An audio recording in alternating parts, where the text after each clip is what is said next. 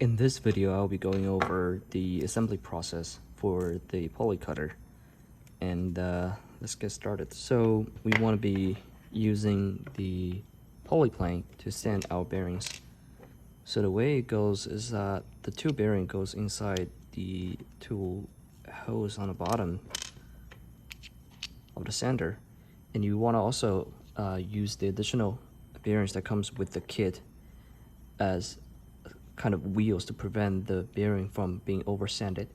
And once you have the assembly, you want to place them on a sheet of sandpaper on a table.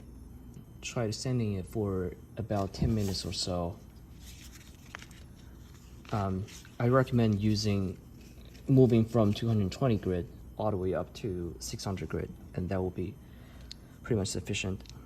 You can spend a little bit more time if you want. And in this video, I'm just not gonna spend the time demonstrating how to sand the bearing. Okay, so once you have the bearing sanded, make sure that remember which face did you sand the bearing.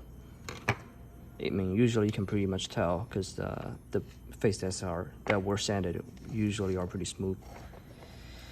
So we want to start out by inserting the headset inserts. So there's one on the cutting core, there's another one on the sliding gauge on the bottom, and you want to also shove in the two steel washers, M3 washers, and glue them in place. There was also another headset insert on the bottom of the body, and there's no headset inserts on the tool holder. Now, let's put everything together. See how there's a notch? You want to match the notch from the sliding gauge to the body, like this. And there's also a corresponding notch as well on the cutter.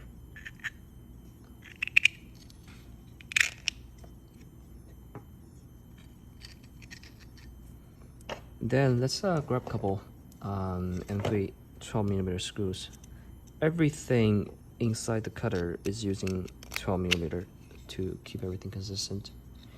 We want to first go tighten the sliding gauge.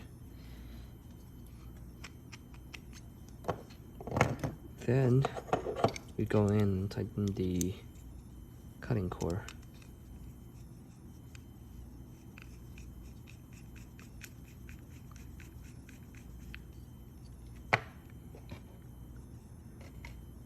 Then we install the two bearings.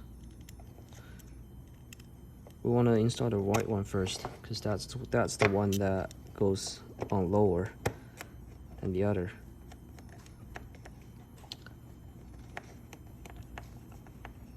There's no headset inserts on the hose bearing as they are self-tapping using machine screws. It was changed from a previous version because using headset inserts can lead to the bearing being installed not perfectly flat, as the process of inserting the headset inserts can cause the inserts to be not perpendicular to the surface. So we changed it to just using machine screws to self-tap the thread onto the plastic. And we want to notice that we don't want to tighten the bearing down too hard so that it wouldn't, be possible for it to move. We want to, go back just a little bit and see, if it's free to move by hand. Now, this is the type of feeling you want to get to, so that the two bearings are just about to touch, and the top one are free to move. Now the last piece is going to be the bottle holder. Just slide it in, and there's another thread over at the right. I'm going to tighten it down to that.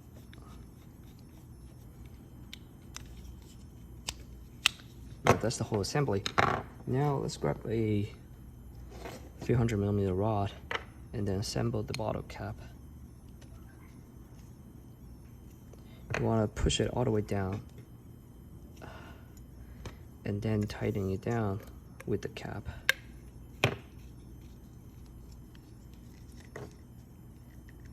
Now that's it.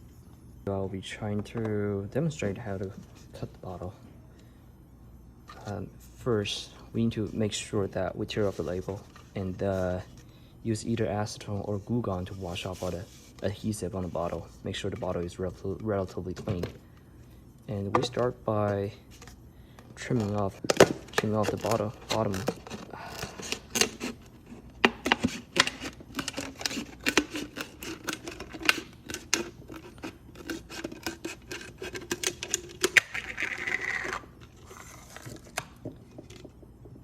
And then we need to cut a small strip of ribbon going this way, counterclockwise to the bottom surface.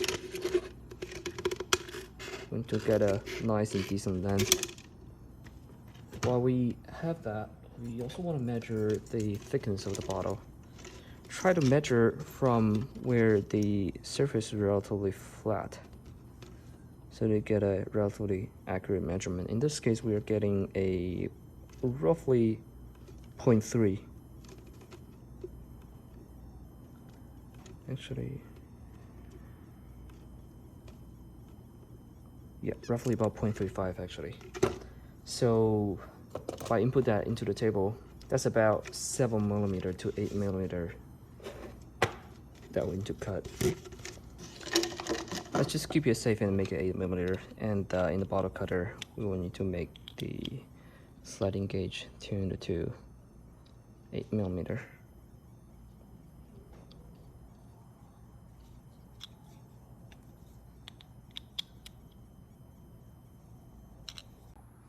Now that is done, we want to shove the bottle into the bottle cutter and have a small strip as a guide to get it started.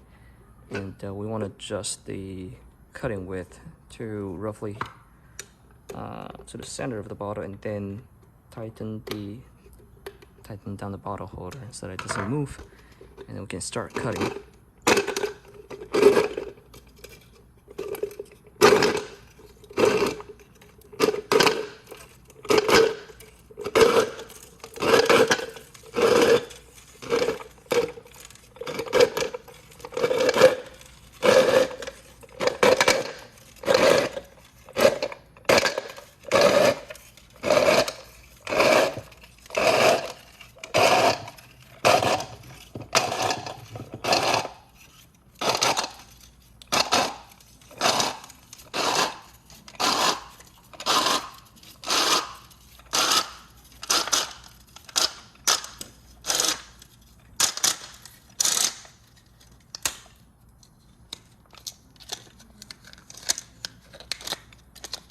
You can see that the bottle cutter was struggling a little bit because in this demo unit that I didn't actually sand the bearing. The cut will be a lot smoother if you actually sand the bearing.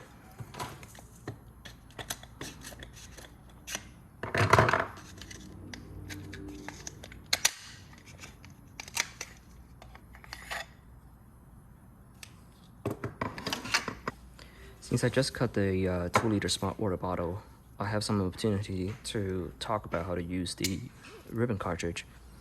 First, you want to insert the key to the ribbon cartridge, and 1 rotation of the key equals to 5 rotation on the output side. That way, it speeds up the ribbon tightening process. And we're gonna start with inserting the ribbon to the slot in the center, like this, and then we close the lid. And you want to start winding up the ribbon to its natural tendency of folding itself up.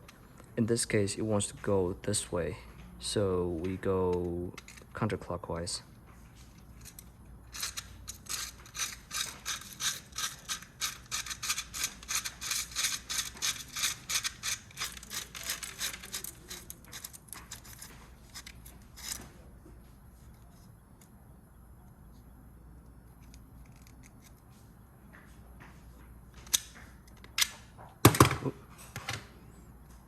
That's it. Now you can feed this into the polyformer.